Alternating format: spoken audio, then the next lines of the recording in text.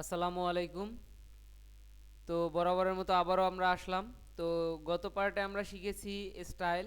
তো এই পার্টে আমরা শিখব আহ, এই পার্টে আমরা শিখব ফরম্যাটিং এবং কমেন্টস।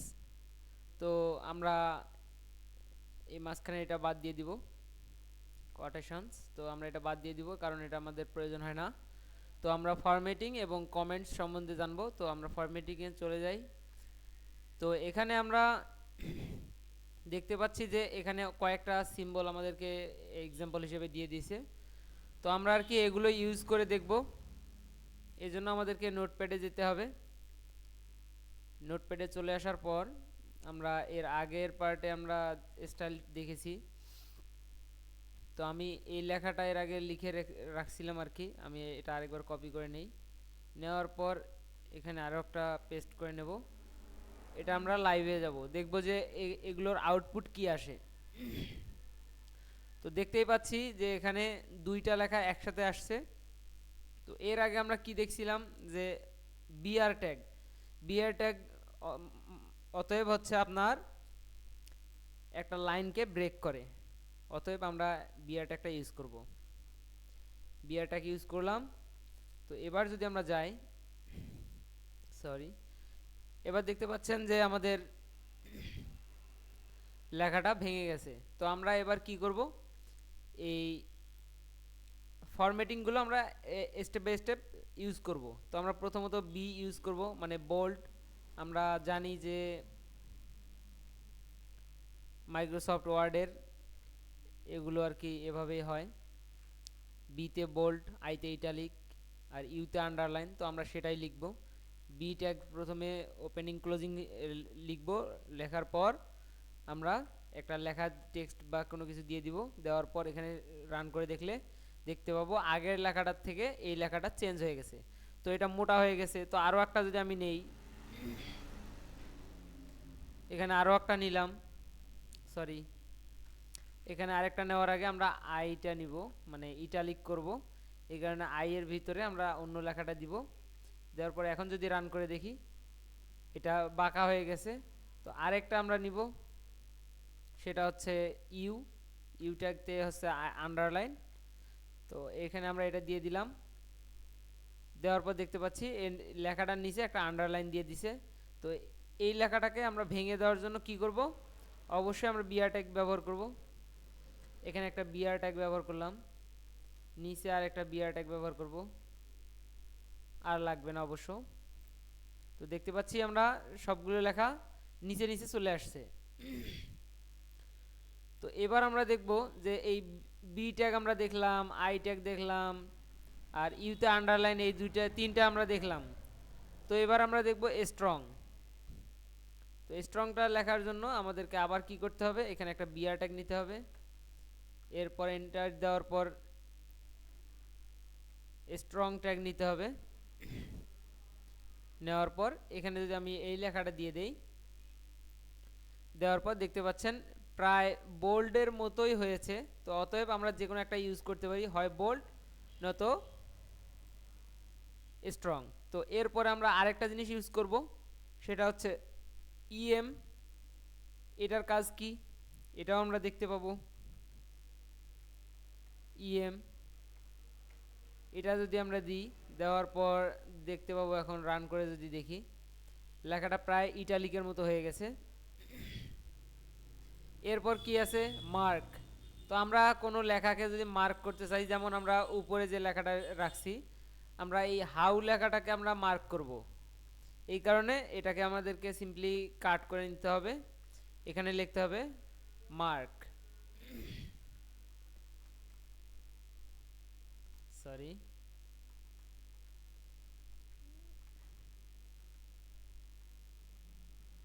সরি হচ্ছে না কেন, দাঁড়ান আমি একটু দেখে আসি।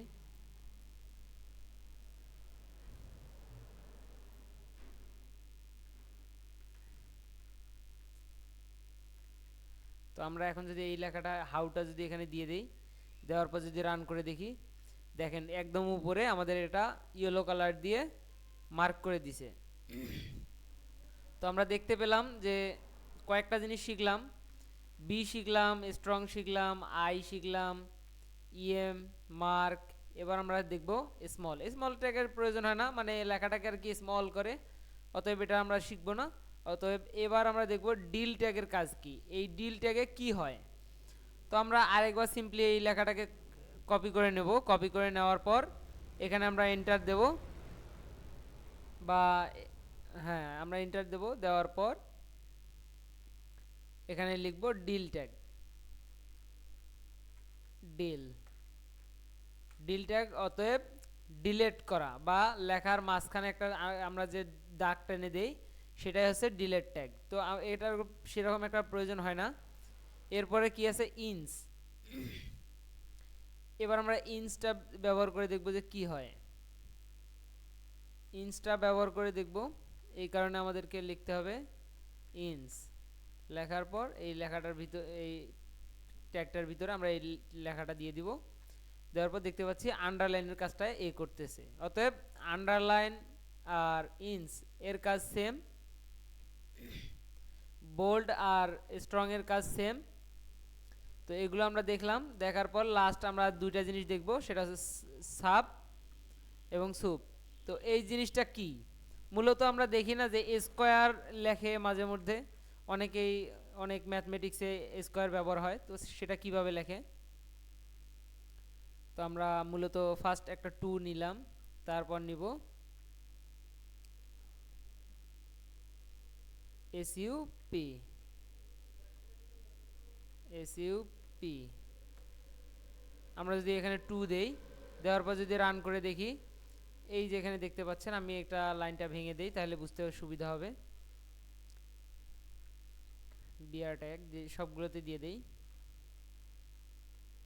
সবগুলোতে দিয়ে দেওয়ার পর আমরা যেটা করব, আমরা এবার সুপটা ব্যবহার করছি, এবার সাব ব্যবহার করব। এই সাবের কাজ হচ্ছে নিচে পাওয়ার দেওয়া, ঠিক আছে। নিচে পাওয়ার দেওয়ার জন্য কি করতে হয়, এই যে আমরা এখানে লিখছি 2a স্কোয়ার। তো এখানে নিচে যদি আমরা পাওয়ার দিতে যাই তাহলে আমাদেরকে আরেকটা কাজ করতে হবে, সেটা হচ্ছে 2 দেওয়ার পর লিখতে হবে এসইউ বি। সাব লিখে এখানে যদি আমরা 3 যদি দেই, আর এখানে রান করে দেখতে পাবো 2 এর নিচে দেখেন এই 3টা চলে আসছে। তো মূলত আমরা এখানে অনেক কিছু শিখে ফেললাম, প্রায় 9-10টা জিনিস। তো আমরা এরপর আরেকটা জিনিস শিখবো, সেটা হচ্ছে কমেন্ট। এই কমেন্টটা হচ্ছে কি, কমেন্ট হচ্ছে যে কোনো লেখা আমরা যে এখানে লিখলাম, এই বিটা লিখলাম, এখানে কি, তারপর এখানে আবার এই আইটা কেন লিখলাম, এগুলো লেখার জন্য আমাদেরকে কি লিখতে হয়, এখানে লিখতে হবে লেস দেন স্ক্লোমিটার, মাইনাস মাইনাস দিলে অটোমেটিক আমাদের ক্লোজিং হয়ে যাবে। তো এখানে আমরা যদি লিখি বি ট্যাগ স্টার্ট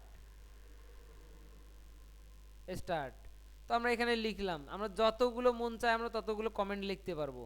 এখানে যদি আরও মন চায় আমরা আরও দিতে পারবো। লেখার পর আই ট্যাগ স্টার্ট। তো আমরা দেখতে পেলাম দুইটা জিনিস শিখলাম, একটা হচ্ছে ফরম্যাটিং আর একটা হচ্ছে কমেন্ট। তো কমেন্টটা এভাবেই করে, এই যে এভাবে এখানে ডকুমেন্ট বুঝাই দিছে। তো আমি জাস্ট আপনাদেরকে একটু প্র্যাকটিক্যালি দেখালাম। তো যদি ভিডিওটা ভালো লাগে অবশ্যই আপনারা লাইক কমেন্ট শেয়ার করবেন। ধন্যবাদ।